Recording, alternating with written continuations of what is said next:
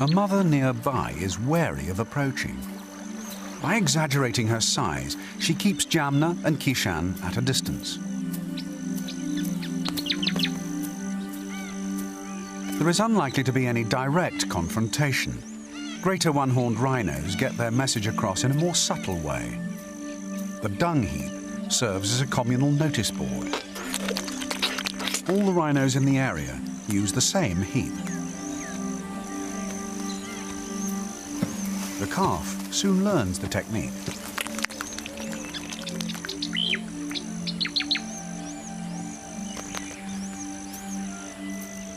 Odours from the dung heap provide information about the status of the rhinos, such as sex and age, and particularly their readiness for breeding.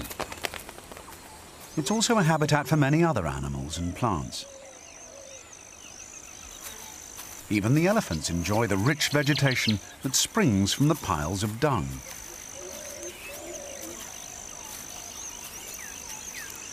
Ramu, the strong male, is particularly interested in the information the dung notice board announces.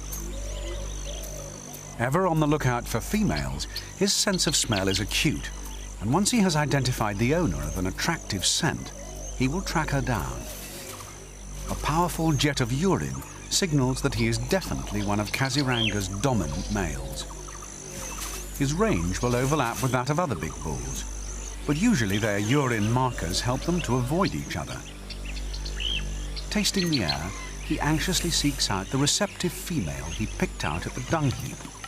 He needs to be first to track her down. It's time to set off in pursuit, literally following his nose.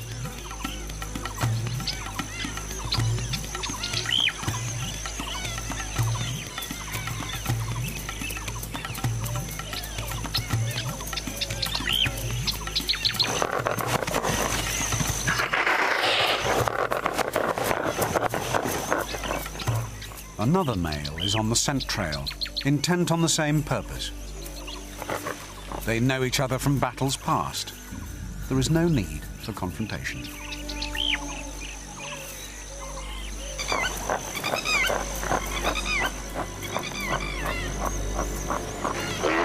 But a third male has turned up, a stranger. He is a more serious contender. Ramu will have to prove himself. The battle starts in earnest.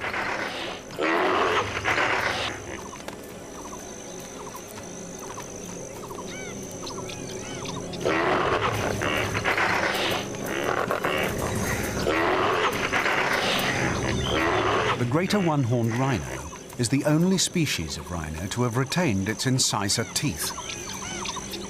They use them to jab open-mouthed at their opponents. These sharp incisors can inflict serious damage. The horn is almost useless.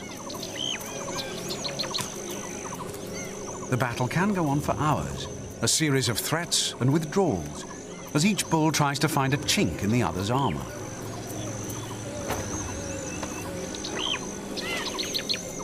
The plate-like loose neck folds are the most important part of a rhino's livery, protecting the soft part of the throat. These fights appear to take place in slow motion, like much of the rhino's life. But the outcome can be fatal. A single wound can easily become infected and leave the mighty beast defenseless. A jungle crow cleans up the wound. It's a miserable wound. He takes some flesh, too. Its suffering is obvious. The crow is insistent. He even uses the back of the demoralized giant to clean his beak.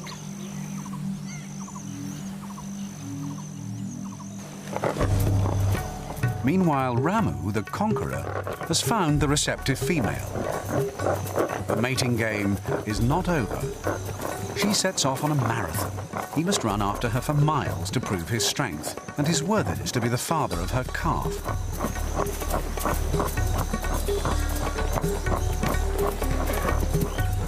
Already exhausted by his battle, he must keep up and also ward off any other males who are attracted by her display.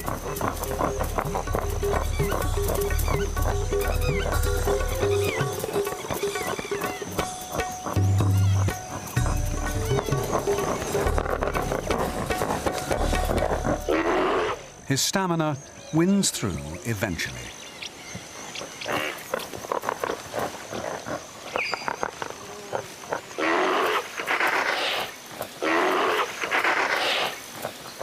Fortunately for him, she has drawn him into long grass, where he's hidden from his rivals. But even now, she doesn't seem wholly convinced. After all, he weighs over 2 tons, and the rhino was not designed for copulation.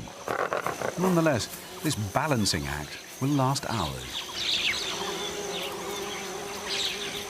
Not all matings at Kaziranga are as tortuous. A female hog deer has also come into season. The buck is just as persistent as the rhino bull, but his courtship is rather less exhausting. And the finale is surprisingly brief.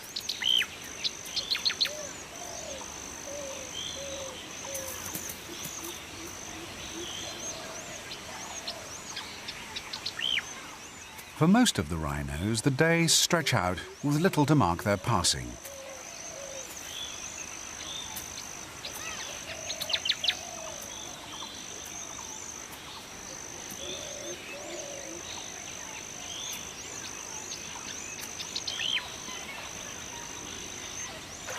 But in April, the wind turns, signaling a change in the weather.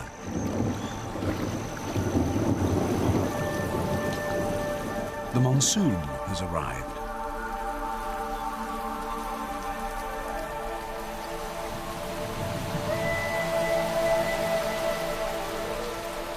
This rain will turn the Brahmaputra River into an unpredictable torrent, threatening the rhino's tranquil existence.